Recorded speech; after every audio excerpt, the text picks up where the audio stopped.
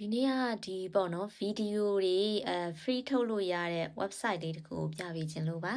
အဲ့လေးကတော့ဒီ Quan လို့ခေါ်တယ်ပေါ့နော်အဲ့ဟာလေးကိုဝင်လိုက်ပြီးသားလို့ရှိရင်ကျမကတော့ပုံတွေကတော့အရင်ဆုံး ChatGPT မှာလုပ်တယ်ပေါ့နော်အဲ့တော့ပုံလေးကိုအရင်လုပ်လိုက် ChatGPT မှာပြီးရင်အပုံလေးကိုဘယ်လိုမျိုးဗီဒီယိုပြောင်းခြင်းလဲဆိုတာက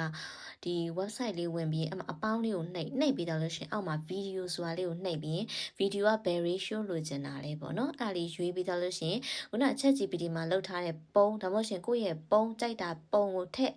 ပြီးသားလို့ရှိရင်အောက်ကနေပြီးမှကိုဖြစ်ချင်တဲ့အရာကိုprompt ရေးပေးလိုက်မယ်ဆိုလို့ရှိရင်ဒီပေါ့နော်ဗီဒီယိုလေးထွက်လာပါတယ်အခု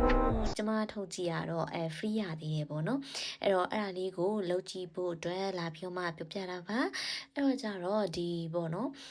တခုခုနဲ့ပတ်သက်ပြီးမေးချင်လို့ရှိရင်ကြတော့ CB မှာ comment မှာမမေးဘဲနဲ့ဒီပေါ့နော် AI War of Angelina ဆိုတဲ့ဒီပေါ့နော် Telegram channel လေးမှာလာမေးလို့ရပါတယ်